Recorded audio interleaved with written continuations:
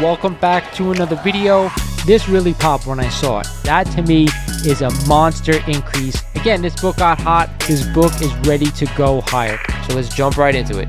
We are back today with another statue review from Diamond Select Toys.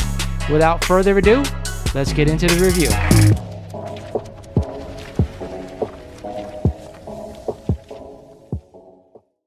Hey, it's Ricky from All Sorts of Words here with your Hot 10 breakdown of the week. And at number 10, it's Spider-Man 300, a comic book worth more than your own children. Sell your children because they might not even be yours. You might not be their dad. Whoa, whoa, whoa. How did you get on here? How did you get on my YouTube channel? What are you doing? I was just surfing for butt stuff on the dark web and... Oh, okay. See, one of my keywords was backdoor, and I think it led me to taking over a mid-sized comic book YouTube channel. You know, this is preposterous, it's ludicrous, just downright ridiculous. But you know what? This may just work. Are you ready? Let's go halvesies. With that said, let's get into this week's breakdown. Starting off with number 10, we've got this penis. It's up 12% ever since your cousin rubbed up on your thigh. At number 10, we have Batman, The Dark Knight Returns #1. This is the first appearance of the new Robin, Carrie Kelly, in an alternate reality. CGC 9.8 just saw a sale of $1,000, up 13% over the average. Then we had a CGC 9.6 at $473, up a crazy 71% over the average. Why the hell is anyone freaking out about Frank Miller's The Dark Knight at this moment in time? I literally don't understand it. I mean, yeah, it's an important book in the DC multiverse, not even in the main continuity universe. But like, I was thinking, like, is something wrong with Frank Miller? Is he not doing well? Are his kids battling over his estate a la Succession? I even thought for a second, like, maybe it's the animated movie that people are wigging out about, but no, that came out years ago. I can't wrap my head around why people are freaking out about this book now.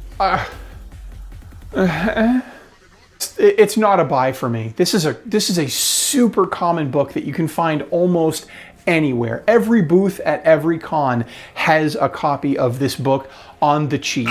And look, if you just want to read the damn thing, it's readily available. You can't walk by a bookstore in these United States without them having a copy of The Dark Knight on the shelf. So if you're looking for a reader copy, a trade paperback, it's out there. You don't need to buy this book at this price. At the 9th spot this week is a copy of Conan the Barbarian #1 and the first appearance of Conan the Barbarian.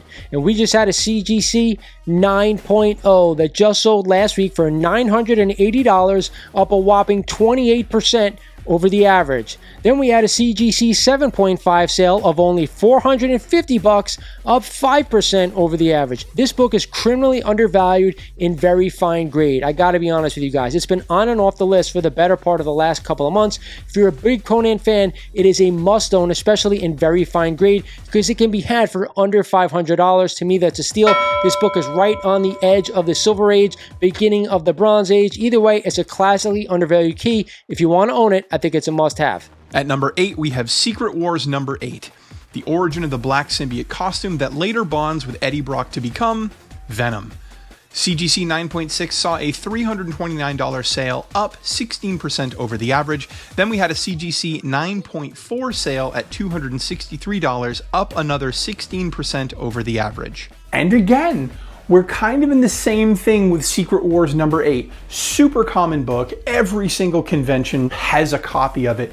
You can't swing the corpse of a cat without hitting 10 copies of this in any comic book venue. Except at least what this book has going for it is it's related to the Spider-Man mythos, this overall arcing story of who Spider-Man is. This is very important to him. So if you're a Spider-Man collector and AF-15 is just way too off on the horizon, this is a very important book and you can add it to your collection relatively cheap. Should you be going crazy for a graded copy? No, just look at the difference between the 9.8 and the 9.0. It's an entirely different universe. You don't need to go crazy. This also doesn't mean that the book that you already own is now shooting up in value. It's always going to have a place in someone's collection, but you don't need to lose your shirt over it. Hopping to number 7 this week is a copy of Uncanny X-Men number 266 and the second appearance of Gambit. There, I said it. Although, let's be honest, this is the money book when we're talking about Gambit. Either way, a CGC 9.6 just sold last week for $260, up only 3% over that average. Then we had a CGC 9.4 sale of only $200, up another 3% over the average. When I talk about this book, it's one of those things I only want to own in a 9.8. I just got to be honest with you. There are a ton of copies out there of this one, and even that, I'm looking for copies with really great colors. That's where you want to be if you want to buy this book. But hey, if you're a big X-Men fan and just want to own the book, it does not matter what grade you buy. Just stick to the grade that you want to own for your collection for the long term. At number 6, we have Transformers number 1. This is the first team appearance of the Autobots and Decepticons, and recently there was a CGC 9.8 sale of $1,500, up 6% over the average, and then we also saw a CGC 9.6 sale at $350, up 5% over the average. Let's say you're at the grocery store, and you have a can of Dr. Pibb in your hands. But then across the aisle, you also see a can of Dr. Pepper. What if I told you both of those drinks were not only made at the same factory, it was the same internal components. There was no difference between Dr. Pibb and Dr. Pepper. The soda company makes a deal with Walmart so that they can sell a cheaper version of it, but if people want the labeling, they can afford that too. There is no difference in the analogy that I just gave between the high 9.8 of the Transformers and the 9s beneath it. They're both gorgeous books. The internals are the same. The only difference is a couple $1,000s. If you have a 9.8, congratulations. I'm so happy that your book will continue to jump. But if you're getting into this book, it's a super common book. Hell, you can still find raw copies of it at like legit garage sales. It's not an uncommon book. So don't kill yourself over going over the high grade. This is a mixed answer for me. Is it a buy? Yeah, I think this is a great book at the right price. Is this a buy in a 9.8? No, never buy a 9.8. Stop buying 9.8s. Your friends are lying to you. You can do better than her. Back on the list at number 5 this week is a copy of New Mutants 87 and the first full appearance of Cable. This is also the first full team appearance of the Mutant Liberation, and we just had a CGC 9.6 that just sold last week for $250, up a crazy 21% over the average. We also had a CGC 9.4 sale of $170, up another 17% over that average. I told you guys this last week. I really do love this book only because it is so undervalued in a 9.8, and I believe to this day that is the only copy you guys should be after. However, I'll give the caveat: if you just want to own the book because you love Cable and you don't care about the value, hell, go out and get yourself a copy. There are 10 million of these copies out there, and you know I'm exaggerating. At number 4 is Star Wars number 1. The first appearance of Darth Vader, Luke Skywalker, Princess Leia, C-3PO, R2-D2, blah, blah, blah, blah, blah. A CGC 9.8 sold for $39.75, up 5% over the average. And then we also saw a CGC 9.0 sale for $3.95, up 8% over the average. Take everything I just said about Transformers and apply it here to Star Wars. It's a common book. The 9.8s fetch a commanding price, but every number beneath that, it just goes down by magnitudes. Is this a buy? If you're a Star Wars fan, sure, but I was born with taste buds, so I don't really like Star Wars. 'Cause I'm a Trekkie, baby! But if you're one of those people who either grew up watching Star Wars, have no taste buds, or a traumatic brain injury, then absolutely, this is a buy for you. Dropping one spot to number 3 this week is a copy of New Mutants 98 and the first appearance of Deadpool, our favorite merc with a mouth, and a subject of the Weapon X program. I'm touching myself tonight. And we just had a CGC 9.8 that just sold last week for $1,427, up only 1% over the average. You guys know it. I say it every time. I want to own this book in a 9.8. hell with that special Marvel CGC Deadpool label. With that said, I'm not spending $1,400 on this book right here, right now, only because I've seen it for sale recently at around $1,100 to $1,200. That's really where I'm looking to buy this book. But hell, I'm waiting till after Deadpool 3 comes out, and then we'll see where this book ends up. But for now, I'm saying stay away. At number 2, we have Uncanny X-Men 130, the first appearance of Dazzler. This is also the second appearance of Emma Frost and Kitty Pryde. CGC 9.8 saw an $1,803 sale, up 12% over the average. And then we had a CGC 9.0 sale of $230, up 2% over the average. Okay, real talk. When I was first working with Lawrence on doing this collaboration, I committed to this idea of I was going to do quick 30-second little spots complaining about whatever book that I was talking about, right? I was going to make it brief is the point. But when I got to this one, X-Men 130, first appearance of Dazzler, I knew that was going to go right out the window. I hate playing worst case scenario. Worst case scenario is really boring and dumb to me because no matter what the situation, worst case scenario ends with aneurysm in your sleep. Okay, well, so we're trying to get to Disneyland. Worst case scenario, the car breaks down. No, worst case scenario is you and your family all die of aneurysms in your sleep or carbon monoxide poisoning. Worst case scenario in all situations is death. Full stop. There's no worst case scenario than death. So I always thought that was a disingenuous game. So what I like to play instead is best case scenario. I want to evaluate a situation. If everything goes my way, how high is the upside? Let's say Taylor Swift isn't just a cameo in this movie, even though we know that the original plot of Deadpool 2 was supposed to be Deadpool stealing the big red chair from The Voice.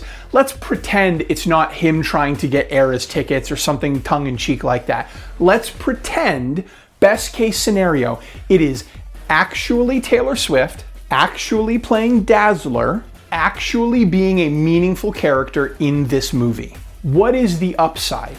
Do you really believe in you, dear viewer, your heart of hearts, that Taylor Swift is going to take a 3-month break from being the single largest performer in the history of the human race to go film a fucking Dazzler movie for Marvel, a production company that's been a sinking ship for the last 5 years? You are insane. And that's a 3-month break. If they filmed an action movie starring a major celebrity and they got principal photography done in just 3 months, they would be breaking every single record set by Hollywood since the beginning of filmmaking.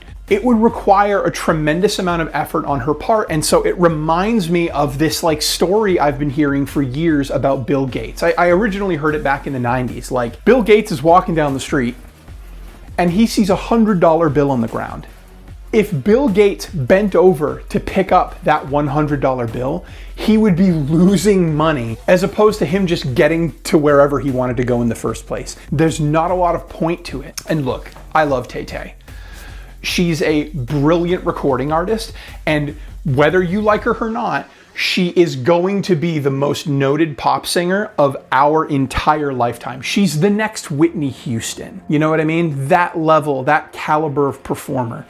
I can't imagine a universe where she sets aside everything she is to be in a shitty Marvel movie. You know what? And I'm not discounting the acting. Maybe she will step away for a huge part one day, something that'll instantly get her an Academy Award. But in that case, it's not going to be hidden. She's going to write the song for the movie. She'll be doing years of promotion. You'll see her on the set. There'll be lots of photos of her and directors.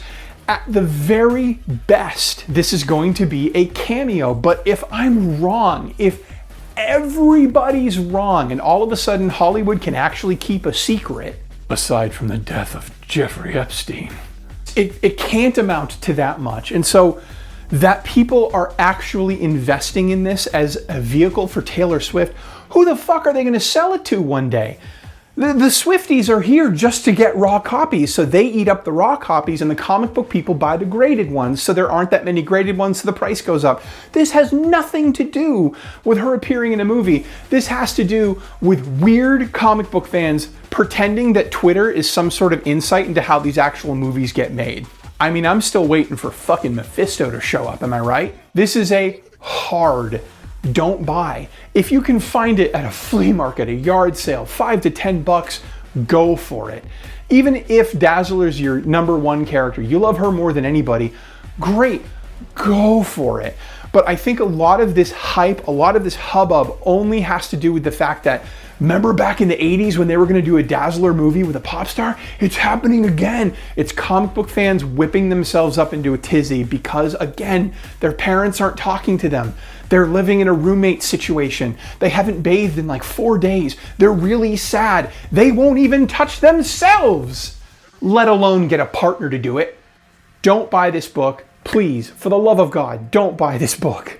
And at the top spot this week, again, it is a copy of Wolverine #1 and the first solo title featuring Wolverine in this iconic cover by the great Frank Miller. And we just had a CGC 9.8 that just sold last week for $768, up 15% over the average. Then we had a CGC 9.6 sale of only $345, up a whopping 31% over the average. My God, this book is incredibly hot. I just don't get it. I know they're doing signings at CGC, but come on. When are we going to get some new books on this list? The top 4 books have been the same for the better part of this year. Come on, Key Collector, let's go. With that said, I hope you guys enjoyed this list. A lot of great books on this list, but also some of the same stuff that we have been seeing. I want to hear from you guys. What do you think of the new format? Do you like this, or you like seeing me alone here on this channel? With that said, it is now time for my best buy of the week, and I'm going with the book that I absolutely want to own in my collection. And of course, it is a copy of Marvel Superheroes Secret Wars #8. Yes, that is a mouthful. The origin of the Black Symbiote costume. I absolutely love this storyline growing up. This book, Amazing Spider-Man #252, all of them combined. This storyline is what I grew up with. You must own this book in any grade just because of what it is. Hey, if you want to own a 9.8, and I'm all for it, but there's no need to go out and get one. With that said, I hope you guys enjoy the video. It's Lawrence over at Mighty Comics and Collectibles saying thank you for watching, and I'll talk to you guys soon.